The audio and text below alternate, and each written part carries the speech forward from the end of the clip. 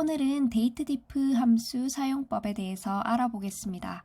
datediff 함수는 두 날짜 사이의 기간을 연, 월, 일 단위로 계산해주는 함수를 말합니다.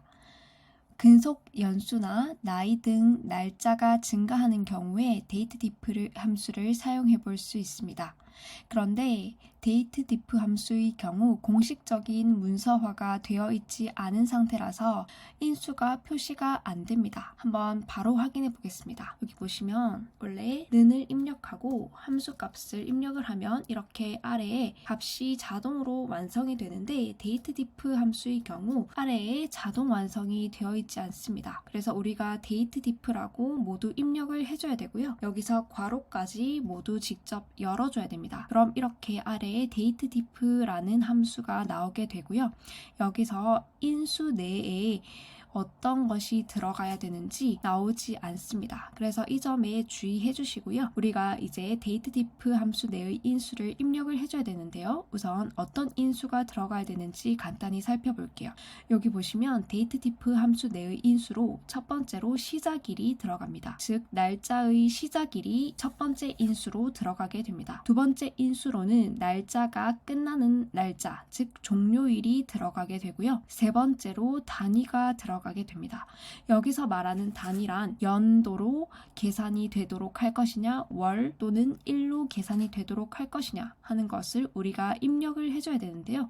여기 보시면 단위의 경우 Y로 입력을 하면 연 차이가 나타나게 됩니다. 한번 바로 해볼게요. datediff 함수를 입력하고 괄호까지 입력을 한 상태에서 시작일이 나와 있는 셀을 클릭을 해줍니다. 그리고 콤마를 입력해 주시고요. 종료일을 클릭합니다. 그리고 콤마를 입력하고 단위를 입력할 건데 이때 반드시 큰 따옴표를 입력을 해줘야 되고요. 우리가 연 차이를 한번 계산을 해볼게요. 그래서 Y를 입력을 해줍니다. 큰 따옴표를 닫아주시고 괄호를 닫고 엔터키를 누르면 이렇게 1이라는 값이 나오게 되는데요. 지금 시작일이 2023년이고 종료일이 2024년이죠. 1년간의 차이가 발생하기 때문에 1이라는 값이 나오게 된 것입니다. 두 번째로 단위로 M을 입력을 했을 때 어떤 결과값이 나오는지 알아보겠습니다. M을 입력할 경우 월간의 차이를 나타내게 되는데요. 우선 마찬가지로 는 datediff를 입력해주고 괄호까지 입력을 해줍니다. 시작일, 종료일을 클릭해주고 큰 따옴표 안에 M이라고 입력을 해줍니다. 괄호를 닫고 엔터키를 누르면 34가 나오는데요. 즉 2023년 2월 1일과 2025년 12월 1일 간의 개월 차이가 34개월이다. 이 의미입니다. 이번에는 1 차이를 우리가 계산을 해보겠습니다. 는 datediff 입력을 해주시고 괄호를 열고요. 시작일, 종료일 입력해 주시고요. 큰 따옴표 안에 1 차이의 경우 D를 입력을 해주시면 됩니다. 큰 따옴표 괄호 닫고 엔터키를 누르면 672가 나오는데 즉 2023년 3월 1일부터 2025년 1월 1일까지의 기간 차이를 1로 계산하면 672일이 나온다는 의미입니다. 다음 번으로 여기 보시면 이제 MD라는 것이 있는데요. 단위 부분에 MD라고 입력을 하면 연, 월은 무시한 채로 1간의 차이만 나타내주는 함수입니다. 한번 바로 사용을 해볼게요. 는을 입력하고 datediff를 입력하고요. 시작일, 종료일, 큰 따옴표 안에 MD라고 입력을 해주고 엔터키를 누르면 0이 나옵니다. 지금 여기 보시면 MD의 경우 연, 월을 무시하고 1 차이를 나타내는 단위였습니다. 그래서 이 경우 30일이 나와야 됩니다. 그런데 0이 나왔죠. MD로 입력을 하는 경우에는 오류가 발생하는 경우가 아주 많습니다. 그래서 datediff 함수를 사용할 때 단위 부분에 MD는 사용하지 않는 것이 좋습니다. 이 경우도 오류가 나와서 이렇게 0이라는 값이 나오게 된 것입니다. 이번엔 YM이라는 단위를 한번 사용해 볼게요. YM은 연 1을 무시하고 월 차이만 나타내주는 단위입니다. 는 입력하고 datediff 입력한 후 시작일, 종료일, 그리고 이번에 YM이라고 입력을 하고 엔터키를 누르면 5가 나옵니다. 지금 여기서 2023년 1월 1일부터 2024년 6월 15일 사이에서 월간 차이가 5개월 차이가 나죠. 0과 1은 무시하고 월만 계산했을 때 5개월 차이가 나기 때문에 이렇게 5라는 값이 나오게 된 것입니다. 마지막으로 yd라는 것이 있는데요. 이것은 연은 무시하고 1 차이만 계산을 해주는 단위입니다. 는 데이트 diff를 입력을 해주시고요. 시작일, 종료일 입력해주시고 큰 따옴표 안에 이번엔 yd라고 입력을 해줍니다. 그럼 이렇게 59라는 값이 나오는데요.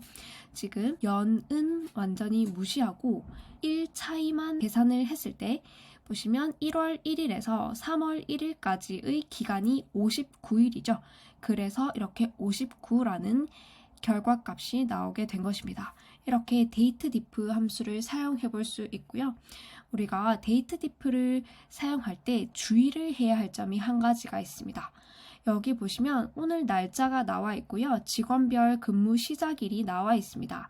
여기서 우리가 오늘 날짜와 근무 시작일 간의 기간을 구하면 그 직원의 근속 연수가 나오게 되겠죠. 그래서 이걸 한번 구해 보겠습니다.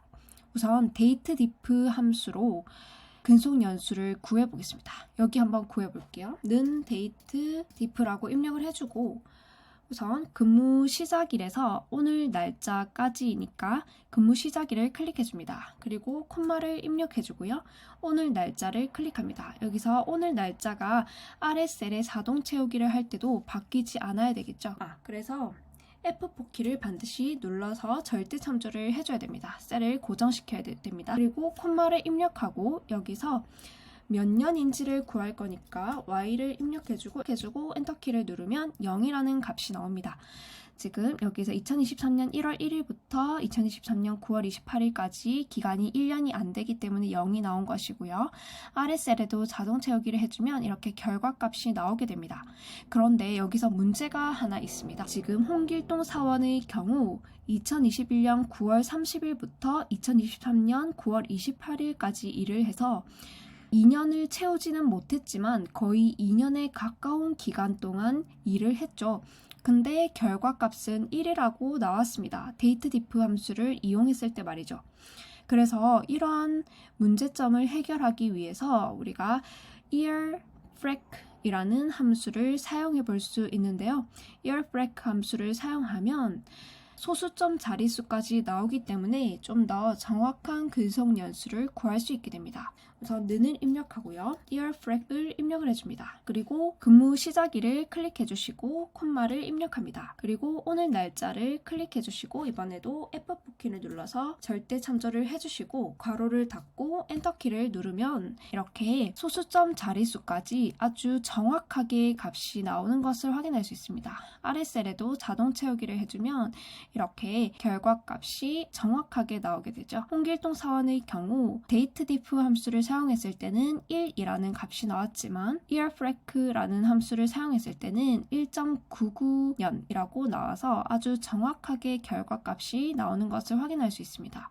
이렇게 datediff 함수의 주의점까지 알아봤고요. 이상 datediff 함수 사용법에 관한 영상이었습니다. 감사합니다.